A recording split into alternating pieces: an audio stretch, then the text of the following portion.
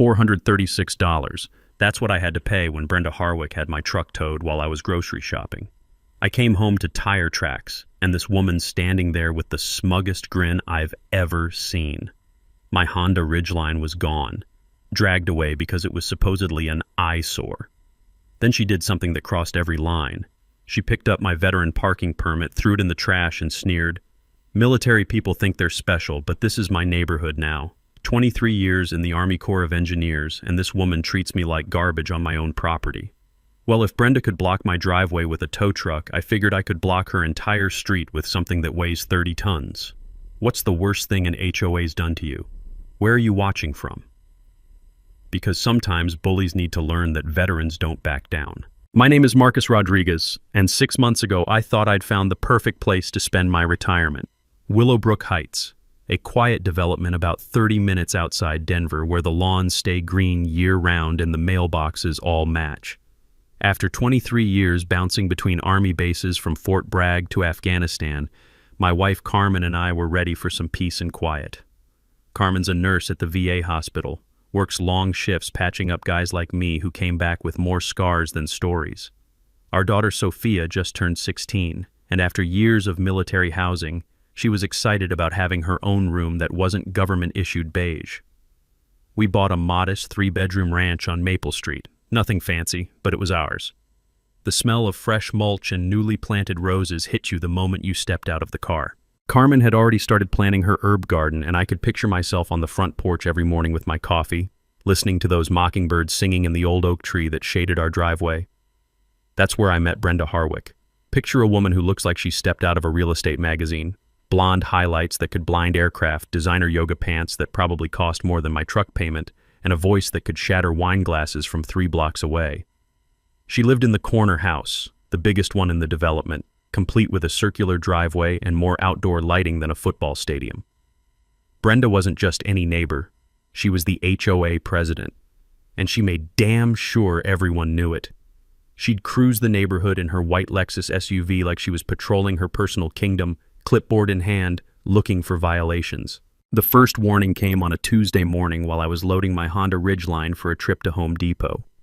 Clean, well-maintained, parked in my own driveway like it had been for 3 weeks straight. "Excuse me," came that voice, dripping with fake sweetness. "I'm Brenda Harwick, HOA president. We need to discuss your commercial vehicle situation."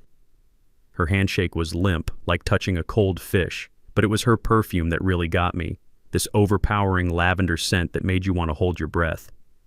Commercial vehicle? I looked back at my truck, genuinely confused. "Ma'am, that's my personal." Section 4.7 of your agreement is very clear. Commercial vehicles lower property values. She was already walking away. "You have 48 hours to resolve this." Here's what really pissed me off. Carl Henderson lived 3 houses down, drove an identical white F-150, and had been parking it in his driveway since the development opened. Never got so much as a warning. The difference? Carl was white and his truck was white. Mine was dark blue, and apparently so was I in Brenda's eyes. That Thursday morning, I woke up to the sound of diesel engines and backup beepers. Through my bedroom window, I watched a tow truck driver hooking chains to my Ridgeline while Brenda stood on the sidewalk, arms crossed, supervising like a general watching a battle.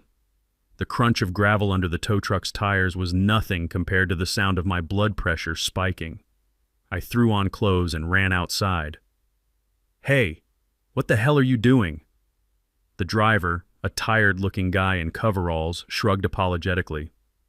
"Sorry, buddy. Got a work order for commercial vehicle removal. Lady says it's been warned twice." "Twice?" I turned to Brenda. "You gave me 1 warning yesterday." That's when she smiled. Actually smiled. "The first warning was implied when you moved into our community, Mr. Rodriguez. Surely someone with your background understands the importance of following orders." $436. That's what it cost me to get my truck back from the impound lot. $436 because this power-hungry suburbanite decided my Honda Ridgeline was somehow different from Carl's identical Ford. But as I signed that impound release, something clicked in my mind. 23 years in the Army Corps of Engineers teaches you one thing above all else. When someone declares war on you, you'd better be prepared to win it. The next week, I did my homework like any good soldier.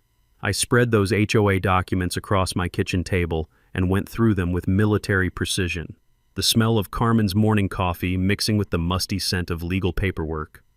Section 4.7 was crystal clear. No commercial vehicles primarily used for business purposes shall be parked on any residential property or street within the community. Keywords: primarily used for business purposes. My Honda Ridgeline had personal registration, personal insurance, no business markings, and was used for exactly the same things as every other pickup in the neighborhood: Home Depot runs, family trips, and hauling Sophia's friends to soccer practice. I documented everything with the same attention to detail I'd used for military reports. Photos of my truck's registration, screenshots of my insurance policy, pictures of Carl Henderson's identical F-150 sitting pretty in his driveway, untouched by HOA justice. The pattern was starting to look a lot like discrimination, and I had the evidence to prove it.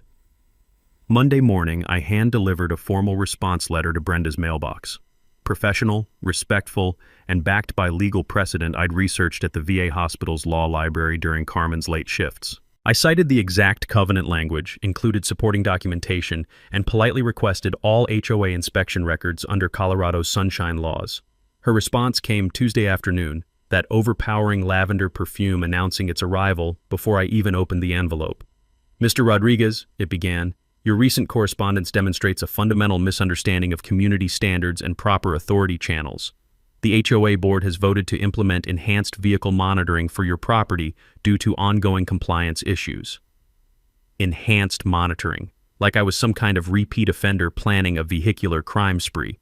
The monitoring started immediately. Every morning at exactly 8:15 a.m., Brenda would cruise past my house in her white Lexus, slowing to a crawl while she photographed my truck from every angle. She had this little digital camera with a timestamp feature, and she treated my driveway like a crime scene investigation. I watched her one morning from my kitchen window, coffee growing cold in my hand, as she actually got out of her car with a measuring tape. This 52-year-old real estate agent, dressed in designer workout clothes, army crawling under my Honda Ridgeline to photograph the VIN number like she was documenting evidence for a federal case. The sight of a grown woman in $200 yoga pants wriggling around in driveway gravel while Mrs. Cecilia's orange tabby rubbed against her legs was, well, it was comedy gold that I definitely wasn't recording for evidence purposes. But Brenda's surveillance operation had one major flaw. She was playing amateur detective against a guy who'd spent 2 decades in actual hostile territory.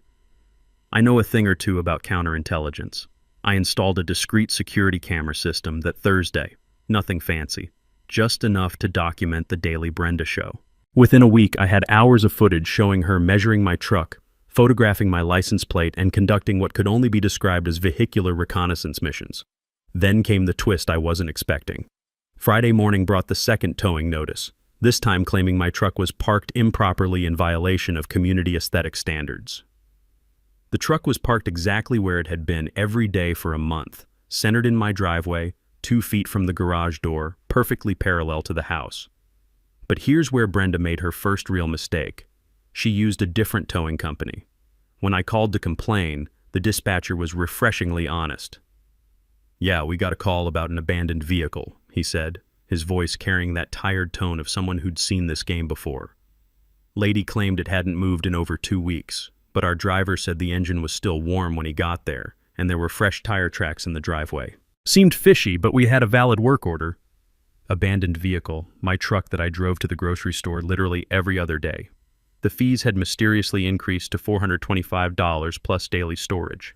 When I asked why, the impound clerk just shrugged. "HOA complaints get priority pricing. Your association pays extra for immediate response." My association. Using my HOA dues to pay premium rates for harassing me. That night, I made a phone call to Jake Morrison, an old Army buddy who'd traded his combat boots for a law degree. Jake had mentioned once during a deployment that he specialized in something called pattern discrimination, the kind of systematic harassment that courtrooms take very seriously. "Marcus," he said after I explained the situation, his lawyer voice kicking in, "what you're describing isn't just petty HOA bullshit.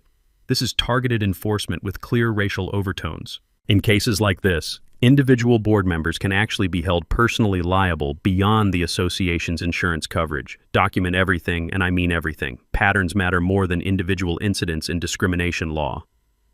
The next morning, I filed a formal records request with the city asking for all HOA enforcement actions in Willowbrook Heights over the past 2 years.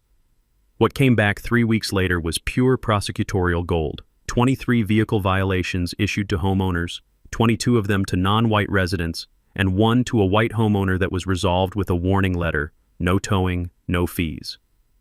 Brenda had just handed me a smoking gun, wrapped in a bow made of systematic discrimination and tied with her own signature lavender-scented stupidity. Armed with a smoking gun disguised as public records, I figured Brenda might back down.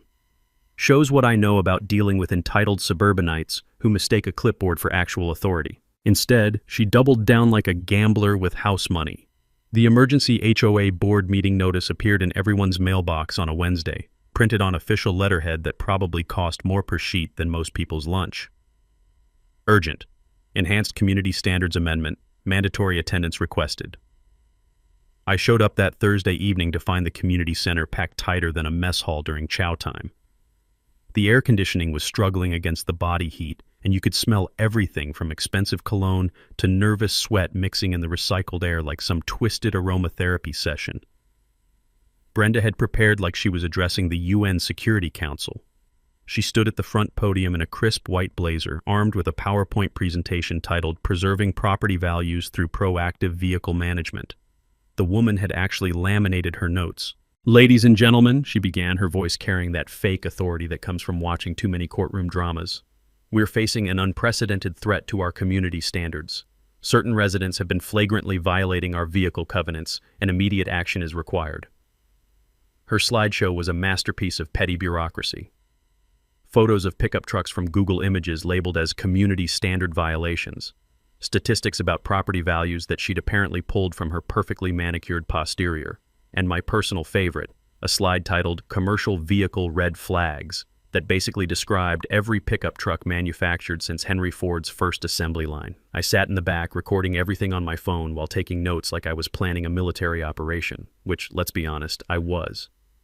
"The board proposes enhanced vehicle standards," Brenda continued, clicking to a slide that made my blood pressure spike. "Effective immediately. No pickup trucks, no vehicles over 10 years old, no vehicles with visible wear or commercial associations. Retroactive enforcement will be implemented for existing violations."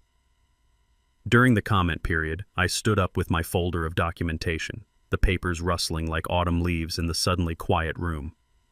"Mrs. Harwick, I have a question about enforcement statistics." Her smile could have frozen hell in July. "Of course, Mr. Rodriguez. Can you explain why Carl Henderson's white F-150 has never been cited while my identical truck has been towed twice?" I pulled out my photos. Both trucks, same year, same model, both parked in driveways. What's the fundamental difference? The room went silent except for the hum of struggling fluorescent lights and someone's nervous cough echoing off the walls. Brenda's face flushed red beneath her foundation like a thermometer hitting fever levels. "Mr. Henderson's vehicle doesn't present the same aesthetic concerns," she stammered. "What aesthetic concerns specifically? They're mechanically and visually identical trucks." That's when board member Janet Walsh, a retired teacher who'd been suspiciously quiet, spoke up with the authority of someone who'd spent 30 years managing teenagers. "Brenda, I've driven past both properties multiple times. Marcus is absolutely right. Those trucks are essentially twins." Another board member, Tom Bradley, shifted uncomfortably in his seat like he was sitting on thumbtacks. "Are we completely sure about these enforcement statistics? Because if there's a documented pattern..." I could see Brenda losing control of her carefully orchestrated meeting faster than a house of cards in a hurricane. Time to twist the knife. "I've filed a formal records request with the city," I announced, my voice carrying across the packed room like a drill sergeant's morning reveille. 23 vehicle violations in 2 years. 22 against non-white homeowners, 1 against a white homeowner, resolved with a warning letter only. I let that mathematical reality sink in. That's not enforcement. That's systematic discrimination. The murmur that rippled through the crowd sounded like distant thunder before a storm. People were pulling out their phones, probably doing their own calculations on Brenda's enforcement record. But Brenda wasn't done. In fact, she was just getting warmed up for what I'd later realize was the most spectacular self-destruction in suburban HOA history. Mr. Rodriguez clearly doesn't understand that some vehicles simply don't fit our community character, she said, her voice getting shriller with each word. We have standards here. We have a certain demographic we're trying to maintain. The room went dead quiet. Someone actually gasped audibly. Janet Walsh looked like she'd been physically slapped. Brenda, what exactly are you saying? I'm saying that we invested in this community for a very specific reason, Brenda snapped, completely abandoning any pretense of diplomatic language. We didn't pay premium prices to live next to people who don't respect property values or understand community standards. And there it was, on recording, in front of 47 witnesses. Tom Bradley immediately called for an emergency vote of no confidence. Janet Walsh seconded so fast she nearly interrupted him. Even Brenda's usual allies were suddenly fascinated by their shoes like they'd discovered buried treasure in the floor tiles. The vote was 4-1 against implementing the new vehicle restrictions, with only Brenda voting in favor. The no-confidence motion failed by a single vote, but the damage was radioactive. Walking back to my truck that night, listening to gravel crunch under my boots, I couldn't help but grin. In the military, we had a saying, never interrupt your enemy when they're making a mistake. Brenda had just made a career-ending mistake, recorded it for posterity, and gift-wrapped it with a racist bow. Now I just had to decide exactly how to use this ammunition. You'd think recording someone admitting to racial bias in front of half the neighborhood would slow them down. You'd be wrong. Apparently, when you corner a suburban dictator, they don't retreat. They evolve into something more dangerous. Brenda's next move hit social media like a digital wildfire. It started on Nextdoor with anonymous posts from concerned residents about declining neighborhood standards and certain new residents who don't understand community values. The language was coded, but the message was neon bright. Screenshots started flowing into my phone from neighbors who recognized Brenda's signature style. Unnecessary capitalization and exclamation points that made her posts read like manifesto drafts. Does anyone else feel like our beautiful community is being invaded by people who don't share our values? One post screamed. Some of us didn't pay premium prices to live next to those people who park their eyesore vehicles wherever they want. Carmen discovered the Facebook community group posts while researching preschools, the smell of her stress-baking cinnamon cookies filling the kitchen as she compiled screenshots. Honey, you need to see this racist dumpster fire, she called, her voice carrying that particular tone that meant someone was about to catch holy hell. The posts were a masterclass in suburban dog whistle racism. Recent demographic changes and cultural incompatibility and property value protection, all accompanied by blurry photos that might have been my truck if you squinted hard and possessed a vivid imagination for persecution. But here's where Brenda made her second catastrophic mistake. She got sloppy. One post, apparently written during a wine-fueled rage session at 11 p.m., was posted under her real name instead of her anonymous account. I'm sick of pretending that all residents are equal when some clearly don't belong in a community like ours. The Hispanic family with the truck, the Indian family with their weird decorations, that black nurse who thinks she can park wherever. We all know what the problem is. The post stayed up for exactly 14 minutes before she deleted it. But in the age of smartphones and screenshot reflexes, 14 minutes might as well be 14 years. My phone exploded with notifications, neighbors forwarding the screenshot, local news reporters who'd been tipped off, and one call that made my blood run cold, Sophia crying because her classmates had seen the post and were asking if we were the truck family Brenda was talking about. That's when the gloves came off. Saturday morning, my doorbell rang to reveal what looked like a civil rights convention on my front porch. The Johnsons from Elm Street, the Patel family from Oakwood Drive, Maria Santos from the townhouses, and 6 other families I'd never met, all holding printouts of Brenda's posts, all looking like they'd collectively reached their breaking point. We need to talk, said David Johnson, a software engineer whose crime was driving a 10-year-old Civic with excessive wear patterns. In my backyard, under the shade of that faithful oak tree, the conversation revealed the true scope of Brenda's reign of terror. The Patels had been fined for non-conforming cultural decorations during Diwali. Maria faced monthly harassment about her nephew's Camaro. The Cecilia family had been cited for inappropriate food odors from their weekend barbecues. She's not just targeting vehicles, Maria said, still in her nurse scrubs after a 12-hour shift. She's targeting anyone who reminds her that America doesn't look like her country club. That's when I dropped the bombshell that changed everything. She just handed us a federal case, I announced, pulling out my phone to show them the screenshot of her deleted post. That rant she posted? It's not just racism, it's documented housing discrimination under federal law. The silence was deafening except for Mrs. Cecilia's sharp intake of breath. I called Jake Morrison on speaker, his lawyer voice immediately shifting into high gear when I read him Brenda's post verbatim. "Jesus Christ, Marcus," he said, his professional composure cracking. "She just admitted to systematic racial targeting in writing. This isn't an HOA dispute anymore. This is a federal civil rights violation, the kind that triggers FBI investigations and criminal charges." Jake explained something I hadn't fully grasped. When housing discrimination becomes systematic and documented, it voids HOA insurance coverage and exposes board members to personal criminal liability. Federal prosecutors love cases with this much evidence. "How long before she realizes what she's done?" I asked. "Based on her pattern of escalation? She won't realize until the federal marshals knock on her door. People like this always think they're untouchable right up until they're not." That evening, grilling burgers while Sophia played guitar and Carmen planned our legal strategy at the patio table, I felt that familiar pre-mission calm. The sweet smell of barbecue smoke mixed with evening jasmine as I started planning something Brenda would never see coming.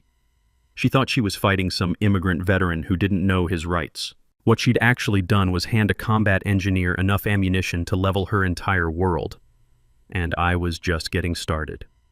3 weeks into building my federal case, I was drowning in paperwork at the county clerk's office when I found something that made me drop my coffee cup so hard it cracked against the linoleum floor.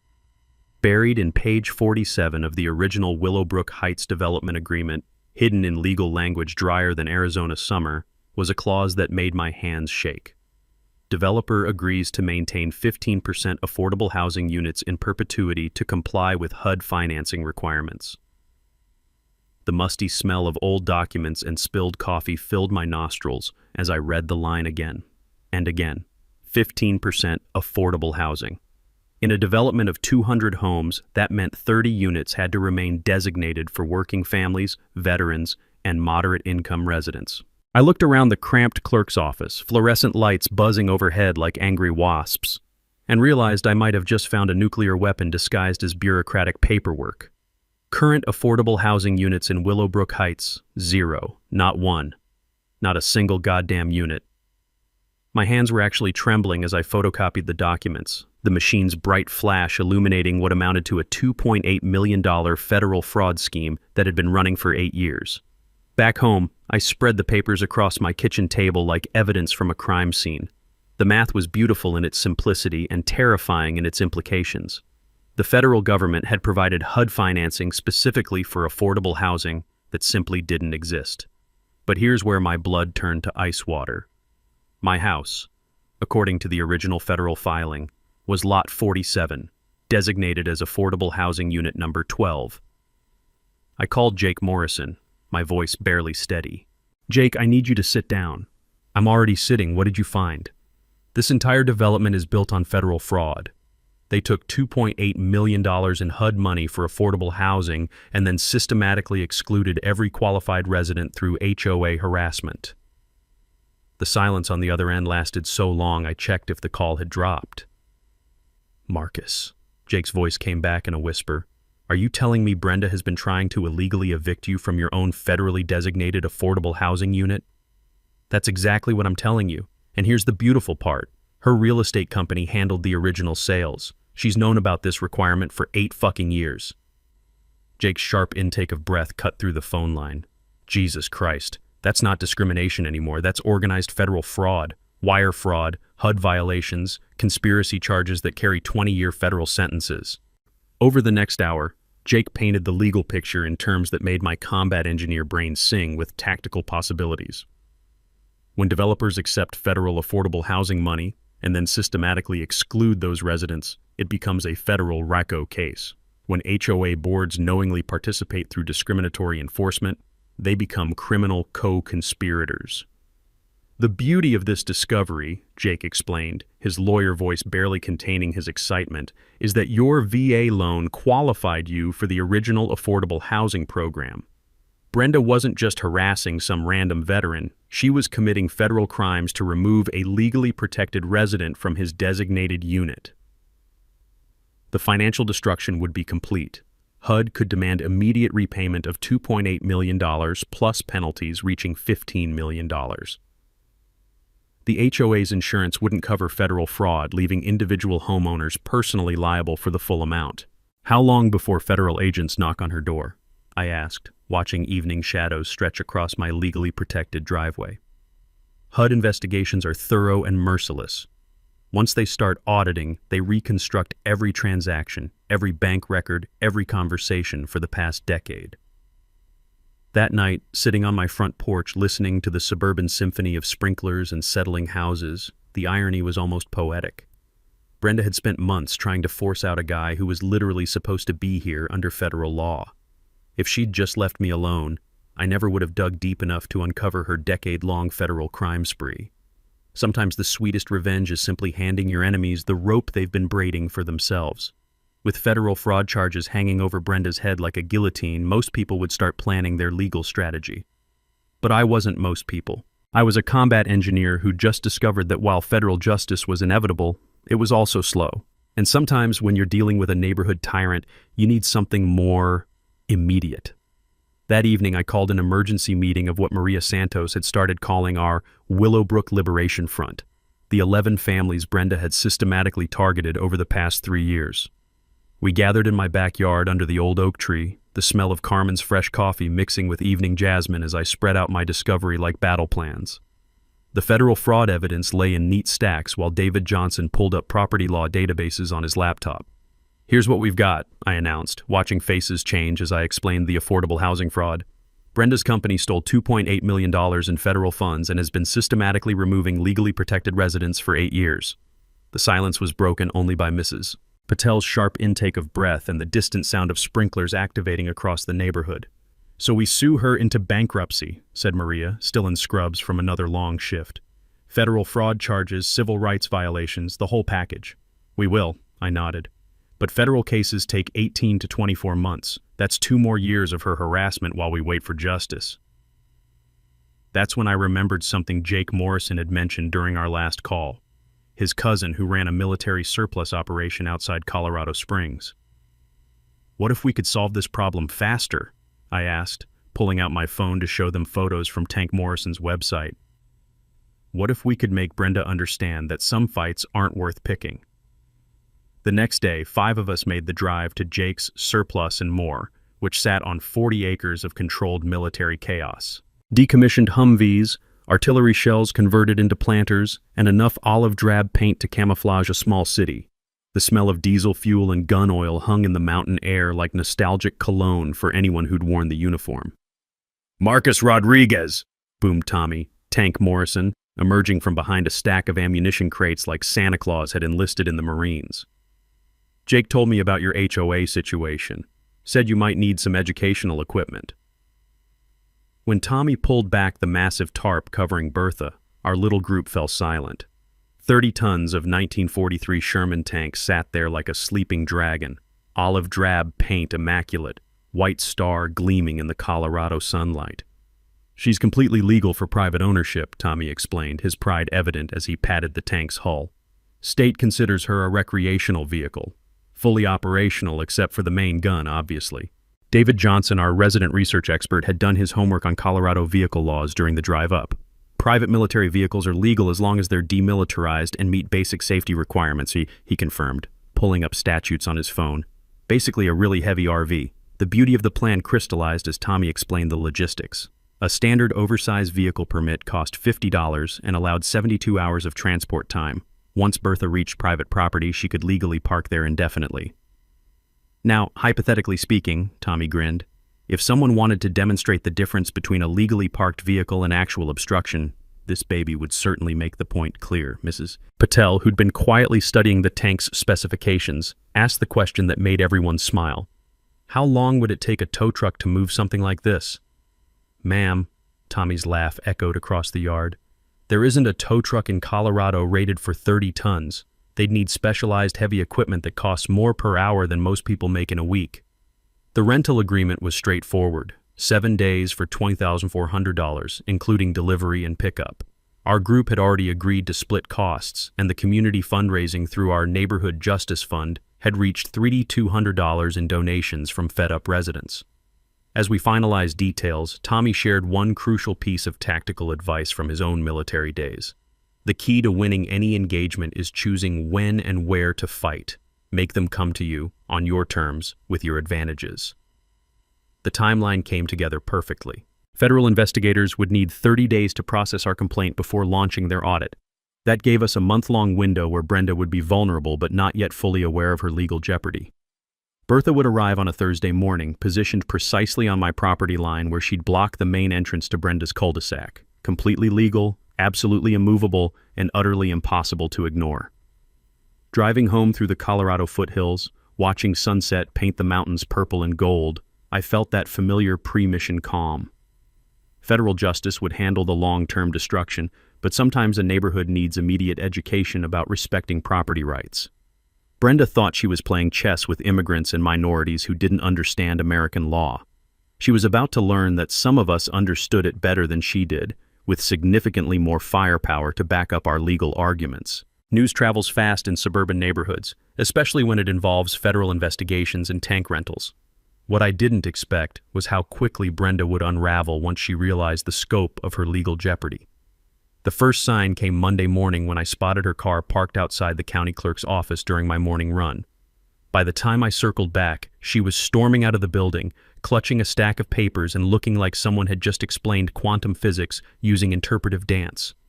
She'd found the federal fraud evidence. All of it. Tuesday brought the emergency HOA board meeting notice, hand-delivered by a nervous teenager who apologized 3 times before escaping on his bicycle. Urgent. Legal compliance review, mandatory executive session. I wasn't invited, but David Johnson was, as the board's newest member, elected during the last revolt against Brenda's vehicle harassment. His text updates throughout the meeting read like a real-time nervous breakdown. She's demanding we fire our lawyer to stop cooperating with federal investigators. Tom Bradley just told her that's obstruction of justice. She's screaming about property values and those people destroying everything we built. Janet Walsh is taking minutes. This is going to be evidence. The meeting ended with Brenda being voted out as president by a 4-1 margin, effective immediately. Her response, according to David, was to grab the HOA's corporate checkbook and storm out, claiming she was taking this to higher authorities who understand community standards. By Wednesday, I discovered what higher authorities meant when Channel 7 News called asking for comment on Brenda's media blitz. She'd been calling every local news station, radio show, and newspaper, claiming a dangerous military veteran was threatening the neighborhood with combat equipment. The interviews were pure suburban hysteria. Brenda, positioned in front of her perfectly manicured lawn, explaining to bewildered reporters that certain residents were planning to militarize our peaceful community with weapons of war. When pressed for details, her explanation devolved into coded racism sprinkled with second-hand military jargon. These people don't understand American values. They bring their foreign ways and their combat mentality into our neighborhoods. The reporters' faces during these interviews suggested they were witnessing something between a mental health crisis and a sociological experiment gone wrong. But Brenda's media campaign had an unintended consequence. It attracted attention from people who actually understood military equipment and veteran rights. Thursday morning, my doorbell rang to reveal a man in his 70s wearing a Vietnam Veterans Association cap and a grin that suggested he'd been waiting his whole retirement for this moment. "Son," he said, extending a weathered hand, "I'm Colonel Ray Hutchins, retired, live about 10 miles south, saw the news about your HOA troubles." Behind him stood 6 more veterans, ranging from Korea to Afghanistan, all looking like they'd found their new favorite hobby. "We hear you're having some difficulties with civilian appreciation for military vehicle ownership rights," Colonel Hutchins continued, his smile widening. "Thought you might appreciate some moral support." What followed was the most surreal planning session of my life. 7 military veterans strategizing the optimal deployment of a Sherman tank for maximum legal impact and community education. Colonel Hutchins had actually commanded Shermans during his second tour in Vietnam. Beautiful machines, he said, studying Tommy Morrison's photos with professional appreciation. 30 tons of diplomatic persuasion. The tactical advice was priceless. Position Bertha, where she'd be visible from the main street but technically on private property. Ensure clear emergency vehicle access. Document everything with multiple camera angles. And most importantly, let them make the first move. Never give them legitimate grounds for complaint. By Friday, our veteran support network had grown to 15 families, all offering everything from legal research to protest logistics. Mrs. Cecilia had organized a neighborhood barbecue for Saturday, tank arrival celebration, complete with red, white, and blue decorations.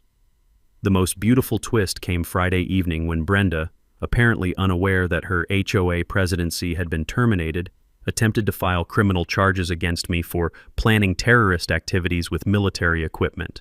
The police desk sergeant, a former Marine named Rodriguez, no relation, listened to her complaint with professional courtesy before explaining that private ownership of demilitarized military vehicles was completely legal, and that filing false police reports was actually a crime. Brenda's response, screaming about Mexican conspiracies at a Hispanic police officer, earned her a formal warning about harassment and a suggestion that she might want to consult an attorney about her legal exposure. Saturday morning, as I watched the sunrise paint the mountains gold while sipping coffee on my front porch, everything was in position. Federal investigators would begin their audit Monday. Channel 7 was scheduled to cover Bertha's arrival live, and Brenda had successfully alienated everyone from the police department to her own HOA board. Sometimes the best military strategy is simply maintaining discipline while your enemy destroys themselves. Bertha would arrive in 72 hours, but Brenda had already lost the war. Sunday afternoon brought Brenda's final desperate gambit, and it was a masterpiece of suburban corruption that would have impressed a Chicago alderman. I was in my garage organizing tools when Sophia burst through the door, her eyes wide with the kind of excitement that usually preceded either very good or very bad news. "Dad, you need to see this," she said, holding up her phone with a video playing. Mrs. Cecilia recorded it from her kitchen window. The footage showed Brenda in my front yard at dawn, dressed in black yoga pants and a dark hoodie like some middle-aged suburban ninja, methodically placing what looked like small metal objects under my truck's tires. "Are those?" I started to ask. "Roofing nails," Sophia confirmed. She put them under all 4 tires, then called Murphy's Towing, claiming your truck was leaking oil all over the street. The plan was diabolically simple. Create evidence of an environmental violation, get my truck towed for hazardous fluid contamination, then use the towing as justification to prevent any additional dangerous vehicles from entering the property. But Brenda had made one critical error in her sabotage scheme. She'd underestimated Mrs. Cecilia's insomnia and security camera obsession. By noon, I had crystal clear footage of Brenda committing criminal mischief, filing false reports, and attempting to manufacture evidence for fraud. The timestamps showed her placing nails at 5:47 a.m., then calling the towing company at 6:15 a.m., claiming she'd noticed hazardous leaking during her morning community inspection. The tow truck driver, the same tired guy who'd hauled my truck twice before, took one look at the obviously planted nails and called his supervisor. 20 minutes later, he was explaining to very interested police officers that the oil leak appeared to be motor oil poured from a bottle, and the road hazard nails were clearly placed after the vehicle was parked. When Officers Martinez and Johnson knocked on Brenda's door to discuss the discrepancies in her report, she made her final catastrophic mistake. She tried to bribe them. "Officers, I'm sure we can resolve this misunderstanding," she said, according to their body camera footage that would later become YouTube gold. "I'm prepared to make a substantial donation to your police benevolent fund to show my appreciation for your service." The amount she offered, $5,000 in cash, transformed misdemeanor false reporting into felony bribery of police officers. But even as handcuffs clicked around Brenda's wrists for the second time in a week, she wasn't finished. Her phone call from the county jail went straight to the mayor's office, where she apparently offered $20,000 in community improvement donations if he would intervene to stop the military vehicle situation. That conversation, recorded per standard municipal policy, added federal corruption charges to her growing collection of felonies. By Sunday evening, my phone was ringing off the hook with reporters, legal analysts, and what appeared to be half the internet asking for interviews about the suburban tank war that had generated more criminal charges than a mafia trial. The story had everything modern media loved: racial discrimination, military veterans, federal fraud, suburban entitlement, and a woman so committed to HOA tyranny that she'd apparently forgotten bribery was illegal. Monday morning brought the news that transformed everything from local entertainment to national outrage. Brenda's real estate license had been suspended pending investigation, and her brokerage was facing federal scrutiny for potential systematic housing discrimination practices. The investigation revealed that Brenda's company had been steering minority buyers away from certain developments for years, using coded language about community fit and cultural compatibility. The same discrimination she'd been practicing in Willowbrook Heights, she'd been implementing professionally across 3 counties. Tuesday delivered the final piece of Brenda's self-destruction. Her insurance company announced they were voiding all her policies due to criminal activity exclusions. Her homeowner's insurance, professional liability coverage, and legal defense fund all canceled simultaneously. The woman who'd spent months trying to destroy my financial security had somehow managed to eliminate her own in less than a week. Wednesday evening, as I sat on my front porch watching the sunset paint the mountains purple and gold, Jake Morrison called with news that made me smile wider than I had in months. "Marcus, you're not going to believe this," he said, barely containing his laughter. "Brenda's lawyer just contacted us about a settlement discussion." "Settlement for what? We haven't even filed the big lawsuit yet." That's the beautiful part. She wants to settle everything: the discrimination, the federal fraud, the criminal charges, before your tank arrives tomorrow. She's offering complete withdrawal from the neighborhood, full financial restitution, and a public apology. I listened to evening birds singing in my oak tree while considering the irony. Brenda had fought so hard to remove me from a neighborhood where I legally belonged that she'd ended up removing herself instead. "What's she offering?" I asked. "Everything, Marcus. Absolutely everything." Tomorrow, Bertha would roll into Willowbrook Heights as a victory parade rather than a battle declaration. Sometimes the sweetest revenge is simply watching your enemies defeat themselves while you document the process. Thursday morning at 9 a.m. sharp, 30 tons of American-made justice rolled down Maple Street like a parade float designed by the Pentagon. The sound hit you first, that deep diesel rumble that makes your chest vibrate and your neighbors peek through curtains. Then came the visual that would be replayed on news channels for weeks: a pristine 1943 Sherman tank, olive drab paint gleaming in the Colorado sunshine, white star prominent on the turret, rolling through suburban America like history coming home. I stood in my driveway wearing my dress uniform for the first time since retirement, watching 200 neighbors line the street with phones raised like digital salutes. Kids on bicycles followed the convoy at a safe distance while their parents live-streamed what Channel 7 was calling the most unusual property rights demonstration in Colorado history. Bertha's arrival was precision choreography. Tommy Morrison's escort vehicle led the way, followed by the heavy-haul trailer carrying my new temporary roommate, then a convoy of 15 vehicles driven by veterans from 3 counties who'd decided this was their fight too. The timing was poetry. Exactly as the tank reached my driveway, 3 news vans pulled up, followed by police cars with officers who looked like they were trying very hard not to grin. Colonel Hutchins stepped out of his truck wearing full dress uniform, ribbons and all. "Permission to commence neighborhood education operations, sir?" I couldn't help but laugh. "Permission granted, Colonel. Let's show these folks what appropriate vehicle parking looks like." The crowd that gathered was bigger than any HOA meeting in Willowbrook Heights history. Neighbors I'd never met, veterans from across the state, reporters with cameras, and children whose eyes went wide at seeing an actual tank in suburbia. And then, like the climax of a perfectly scripted drama, Brenda arrived. She pulled up in her white Lexus, apparently released on bail that morning, took one look at 30 tons of tank positioned exactly on my property line, and lost whatever remained of her composure. "This is illegal!" she screamed, marching across my lawn in yesterday's designer clothes and what appeared to be severe emotional distress. "You can't park military weapons in a residential neighborhood." Officer Martinez, the same cop she'd tried to bribe 3 days earlier, stepped forward with his body camera recording. "Ma'am, the vehicle has all proper permits and is legally parked on private property." "I don't care about permits," Brenda shrieked, her voice reaching frequencies that made dogs across the neighborhood howl in sympathy.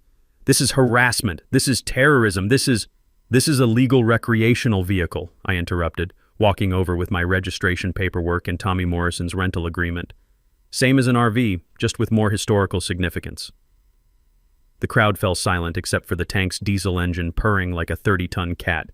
News cameras zoomed in as Brenda's face cycled through shades of red that would have impressed a lobster. "You did this to destroy our community," she accused, pointing at me with a trembling finger. "You and your people are trying to turn this neighborhood into some kind of military compound." And that's when that's Cecilia, all 5 feet of her, stepped forward with the confidence of someone who'd survived actual war zones. "Mrs. Harwick," she said, her voice carrying across the silent crowd, "Marcus is the only one here who's never tried to destroy anything. You're the one who's been terrorizing families, filing false reports, and stealing federal money for years." The murmur of agreement from the crowd sounded like distant thunder. Phones continued recording as Brenda's public meltdown reached nuclear levels. "I built this community," she screamed. "I protected property values. I maintained standards. And now you're all supporting this. She gestured wildly at me, searching for words that wouldn't sound explicitly racist on camera. That's when Jake Morrison stepped out of the crowd, looking every inch the federal prosecutor he'd become. "Mrs. Harwick, perhaps this isn't the best venue for public statements, considering your pending criminal charges." The mention of federal crimes seemed to snap something in Brenda's brain. She turned to the news cameras with the desperate energy of someone whose world was collapsing in real time. "This is America," she declared, as if that explained everything. "I have rights. I have property values to protect. I shouldn't have to live next to people who don't understand our way of life." The silence that followed was deafening. Even the tank's engine seemed to idle more quietly, as if mechanical sympathy was possible. Channel 7's reporter, a young woman who'd probably never seen racism this naked outside of history documentaries, stepped forward with her microphone. "Mrs. Harwick, are you saying that Mr. Rodriguez, a 23-year Army veteran, doesn't belong in this neighborhood because of his ethnicity?" Brenda's response would be replayed millions of times across social media.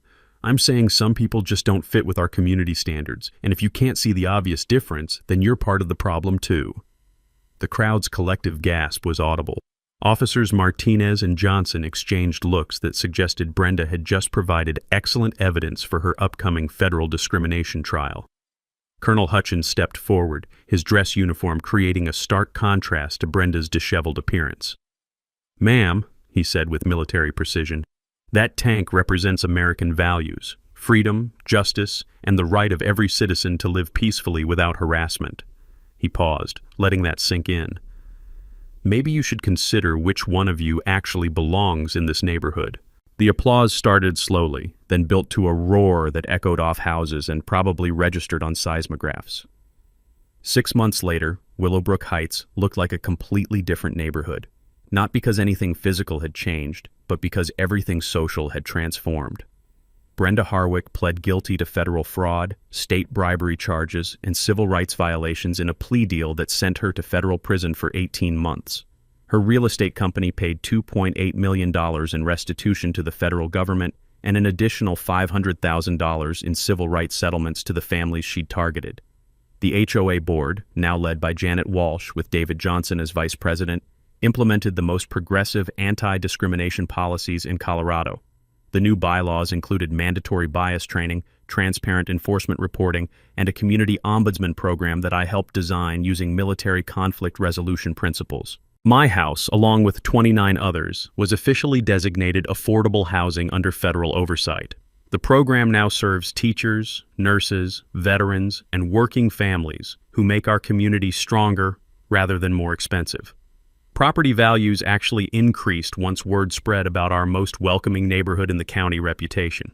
The federal investigation expanded beyond our development, ultimately exposing a network of discriminatory practices across 3 counties that resulted in 17 additional prosecutions.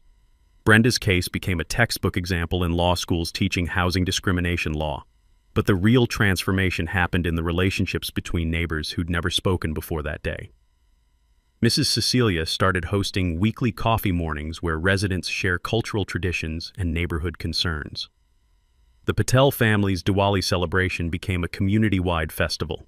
Maria Santos organized a neighborhood medical response team drawing on residents' healthcare experience.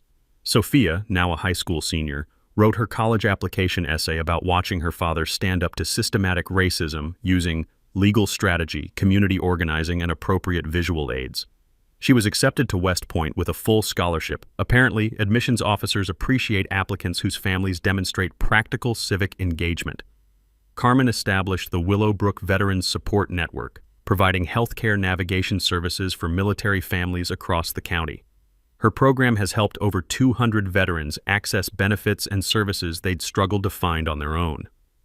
The tank, meanwhile, became a neighborhood legend. Bertha made 3 more appearances: Memorial Day, Veterans Day, and the first anniversary of what residents now call Tank Day. Tommy Morrison eventually donated her permanently to the local VFW post, where she serves as the centerpiece for their military history education program. Channel 7's original news story won a regional Emmy for outstanding coverage of community issues. The reporter, Jessica Martinez, used the story as her breakthrough piece for a national network position, where she now covers civil rights issues across the American West. Most satisfying of all was the community project we launched with the settlement money. The Willowbrook Fairness Fund provides legal assistance to families facing HOA discrimination anywhere in Colorado. We've helped 43 families fight bogus violations, prevented 6 illegal evictions, and forced 12 other developments to comply with federal housing requirements. The fund also sponsors an annual scholarship for military veterans pursuing engineering degrees. This year's recipient was a young woman from Afghanistan whose family was targeted by their HOA until our legal team got involved. Last month, I received a call from a veteran in Florida whose condo association was harassing disabled residents. "I heard about your tank solution," he said. "Any advice for dealing with HOA tyrants who think wheelchairs are eyesores?" I shared our legal strategy, connected him with Jake Morrison's network, and mentioned that Tommy Morrison had recently acquired a restored patent tank that was available for educational demonstrations. Some battles you fight once, others you fight until the system changes. Standing on my front porch this morning, coffee in hand, listening to mockingbirds sing in the oak tree that still shades my driveway, I can see kids riding bicycles past Carl Henderson's white pickup and my dark blue Ridgeline, both parked exactly where they belong. The American flag flies prominently in my front yard, not as a statement of defiance, but as a reminder that this country's promise of equality and justice sometimes requires citizens willing to fight for it with whatever tools necessary, whether that's federal law, community organizing, or 30 tons of educational steel. What's the worst thing your HOA has ever done to you? Drop it in the comments below, and don't forget to tell me where you're watching from. Hit that subscribe button, because justice isn't just served. It's delivered with American precision and appropriate firepower.